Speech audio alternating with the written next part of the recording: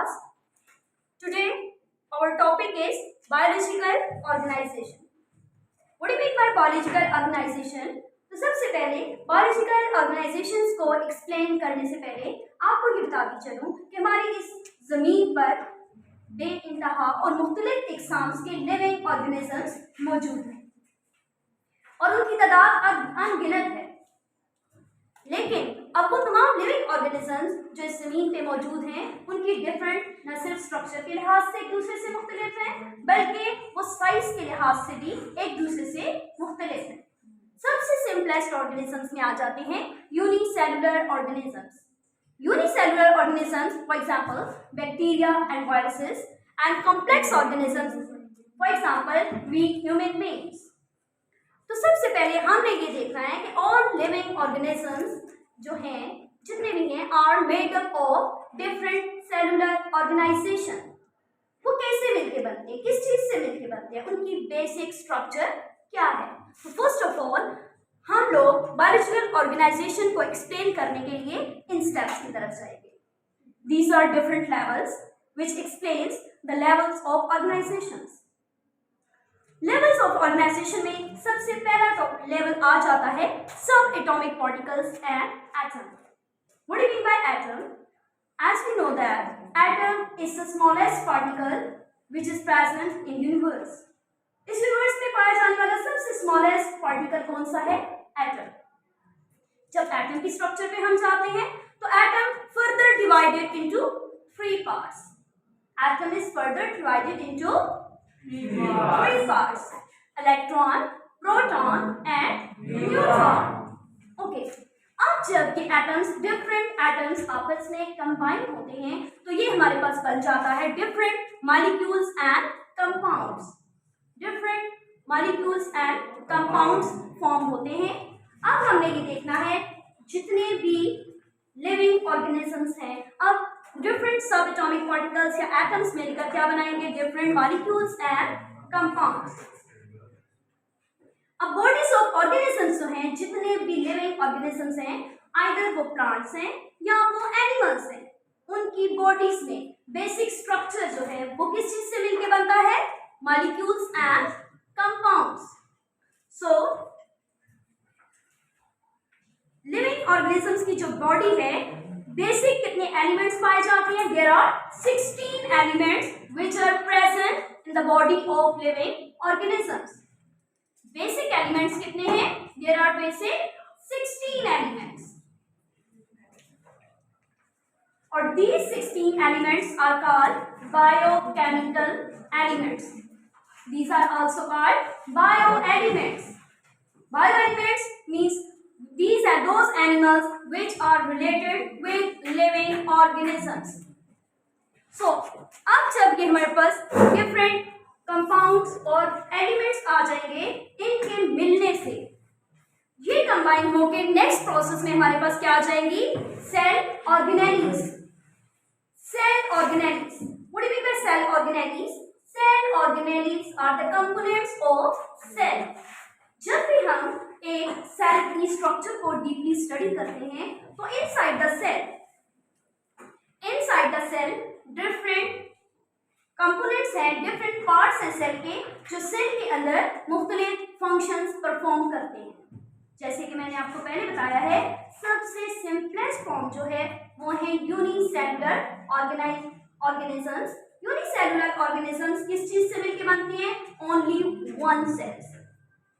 अब इस सेल के अंदर डिफरेंट कंपोनेंट्स हैं जो कि मुख्तलिफ फंक्शंस परफॉर्म करते हैं inside the cell. Without these organelles, cells cannot perform their proper function. When these organelles combine and function together, they form a complete cell. They form a complete cell. What do you mean by cell? And what is cell? We can define cell in this way that the cell is the basic structural and functional unit of life. Without cell, life cannot exist. Cell is the basic structural and functional unit of life. When different cells combine and form different tissues. Cell जब मिलते हैं, बहुत से cell आपस में मिलकर different tissues बनाते हैं। फॉर एग्जाम्पल, प्लांट टिश्यूज में आ जाता है xylem tissue, phloem tissue. Different types of tissues हैं जो डिफरेंट फंक्शंस परफॉर्म करते हैं inside the body. Xylem tissue क्या चीज आ जाती है? जाइलम टिश्यू क्या फंक्शन परफॉर्म करते हैं? They conduct water inside the plant body. Now next example is phloem tissue. Phloem tissue conduct food from leaves to all parts of the body. इसी तरह से डिफरेंट ऑर्गेनिजम्स में different tissues होते हैं जो कि मुख्तलिफ फंक्शंस परफॉर्म करते हैं, जिनके फंक्शंस भी एक दूसरे से मुख्तलिफ होते हैं। Inside the living organisms, inside the humans, there are different types of tissue. For example, our cardiac tissues. Cardiac tissues means those tissue which combines and form our heart. Heart is a muscular organ. यानी heart के जो tissues हैं जो हम मिलकर heart बनाएंगे, these tissues are called cardiac tissues. इसी तरह से हमारी स्किन के टिश्यूज आ जाते हैं, these are called epithelial tissues. Different tissues हैं। अब जब डिफरेंट टिश्यूज आपस में मिलेंगे, अपने फंक्शंस परफॉर्म करेंगे, तो मिलकर क्या बना देंगे? हमारे पास एक ऑर्गन। ऑर्गन एज उज़्व या हमारा किसी जिस्म के एज़ा जो हैं, these are called organs. For example, our heart is a pumping organ. हमारा दिल एक ऑर्गन है जो हमारे बॉडी के अंदर डिफरेंट फंक्शंस परफॉर्म करता है। क्या फंक्शन परफॉर्म करता है?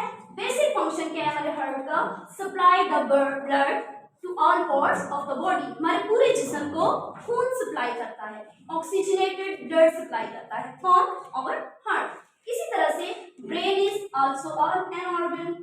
ब्रेन भी एक ऑर्गन है। अब ब्रेन क्या फंक्शन परफॉर्म करता है? ब्रेन क्या करता है? हमारे डिफरेंट ऑर्गन्स तक मैसेजेस एंड इम्पल्सेस लेके जाता और वापस दिमाग तक लाता है।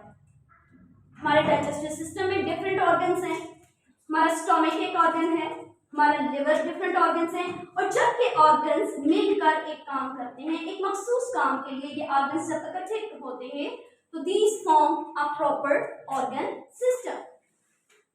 For example, our mouth is a organ, our oesophagus is also an organ, our stomach, small intestine, large intestine, ये तमाम क्या हैं? डिफरेंट ऑर्गन्स हैं जो सब मिलकर एक प्रॉपर फंक्शन परफॉर्म कर रहे हैं and form our digestive system. एक प्रॉपर सिस्टम क्रिएट कर रहे हैं। जब डिफरेंट ऑर्गन्स मिलकर एक खास सिस्टम बनाएंगे, तो this system is called organ system. अब जब डिफरेंट ऑर्गन्स मिलकर डिफरेंट सिस्टम्स बनाएंगे, the different system inside a living body, these form a complete organism. जब डिफरेंट ऑर्गन सिस्टम्स इकट्ठे होंगे, फॉर एग्जाम्पल जैसे ह्यूमन बीइंग के अंदर डाइजेस्टिव सिस्टम है, रिस्पिरेटरी सिस्टम है, एक्सक्रीटरी सिस्टम है, डिफरेंट सिस्टम जब मिलकर परफॉर्म होंगे, प्रॉपर अपना काम करेंगे, तो क्या बन जाएगा? एक कंप्लीट ऑर्गेनिजम्स। ऑर्गेनिजम्स की अब पूरी इंसान की हम कह सकते हैं या लिविंग ऑर्गेनिजम्स की तश्कील कैसे होती है? Through these level of organisation. तो आज के इस लेक्चर से आप लोगों ने क्या सीखा? हमारा आज का ये लेक्चर इस चीज को एक्सप्लेन करता है कि how living organisms modified, how different parts of living organisms work. Thank you so much. अब आपका कोई क्वेश्चन हो तो आप पूछ सकते हैं।